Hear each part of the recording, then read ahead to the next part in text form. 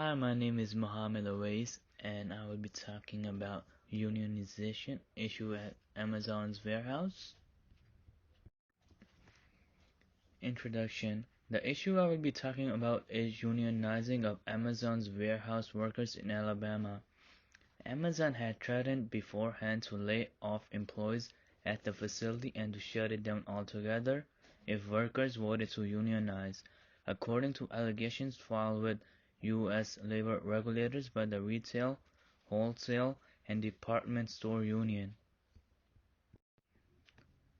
Company Overview.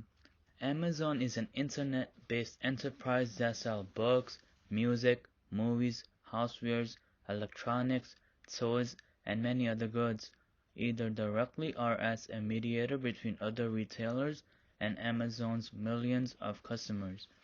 On their web services, business includes renting data storage and computing resources over the internet. They also make the market-leading Kindle ebook readers. Overview of performance management issue. The union accuses Amazon of moving employees who supported a labor contract into positions that limited their contact with coworkers during working hours. Amazon offered to pay angry or unhappy employees to leave in what is called the offer, the union claims. Amazon terminated a union supporter for passing out union cards in non-working areas at the warehouse. Amazon gave employees pay raises and giving away merchandise to vote against unionizing. They had cameras where the workers had to cast a vote which easily identified the employees. Amazon's billionaire CEO Jeff Bezos, in his letter to shareholders last week, in which he said the company can do better by its employees and vowed to personally take charge of an effort to make Amazon Earth's best employer. He acknowledged that Amazon has a workplace injury problem due to repetitive motions on the job that he would personally address in his new role as executive chairman of the company later this year.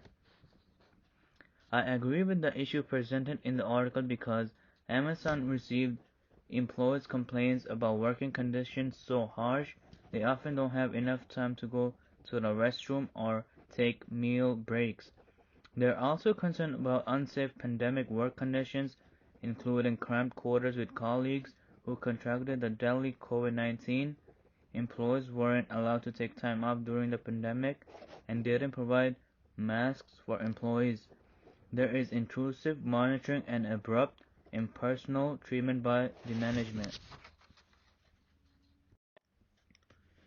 Analysis of problem using concepts discussed in class. Amazon argued that its workers had access to rewarding jobs without needing to involve a union. The victory leaves Amazon free to handle employees on its own terms as it has gone on a hiring spree and expanded its workforce to more than 1.3 million people. Bezos said the company had led the way by setting $15 an hour minimum wage, defended the firm's productivity targets for workers, and disputed reports that staff feel so pressured to meet those expectations that they cannot take breaks. Bezos said that he would devote some of his attention to initiatives aimed at making Amazon Earth's best employer and Earth's safest place to work, such as a program that rotates staff to new jobs to avoid injuries caused by repeatedly doing the same physical task. Amazon can use self-determination theory to increase an employee's performance. Using this theory, we will have to enhance intrinsic motivation on jobs that are interesting. We will not focus only on increasing extrinsic rewards like large pay bonuses and free lunches. Instead, we can create more opportunities for employees to satisfy their needs for competence, autonomy, and relatedness. One way to motivate high performance for jobs that are uninteresting is to make performance possible on extrinsic rewards. High pay is essential to keep performance on certain low-skilled jobs. The organization should provide training for new skills to perform their jobs without intrusion. and develop better relationship with customers and their coworkers. If the employees believe that they are growing in the company, they will stay in that organization for a long time. If the employees believe they have autonomy for their work, they will be less pressured and will meet deadlines for their work. These actions will lead to enhancement of intrinsic rewards.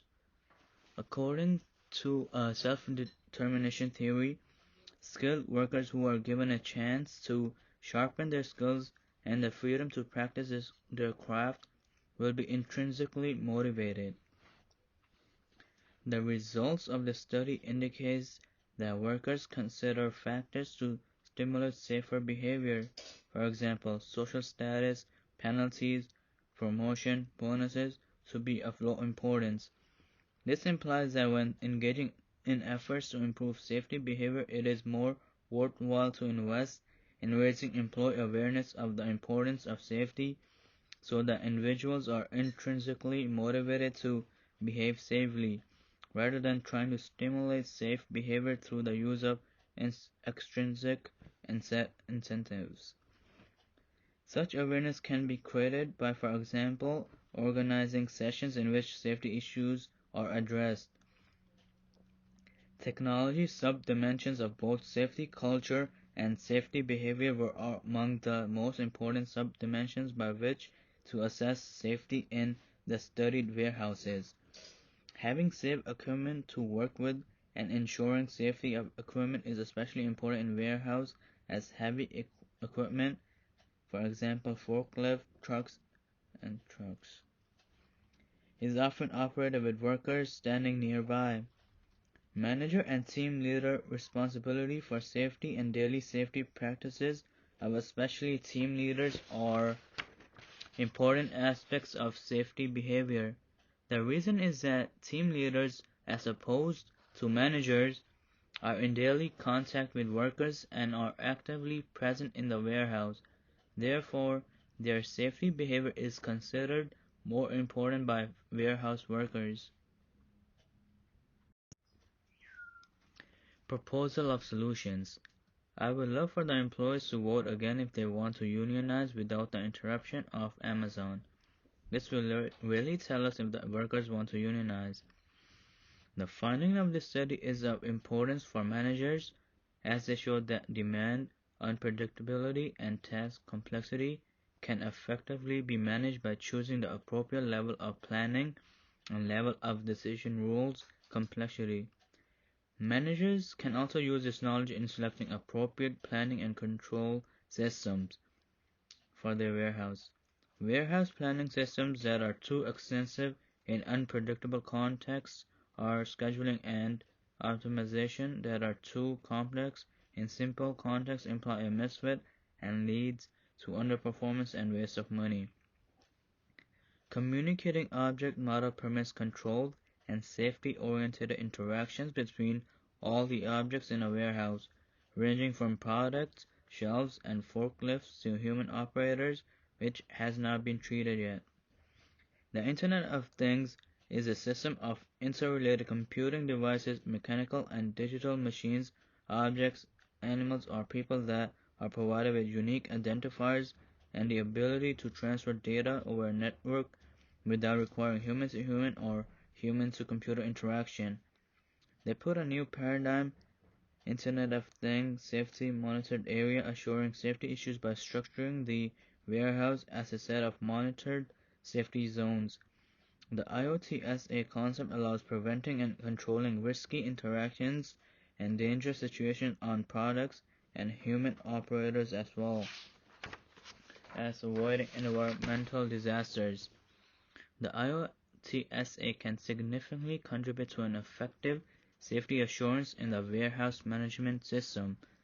Today, IoT and CO concepts are still emerging paradigms that are supported by multiple technologies, merely lacking harmonization and interoperability features.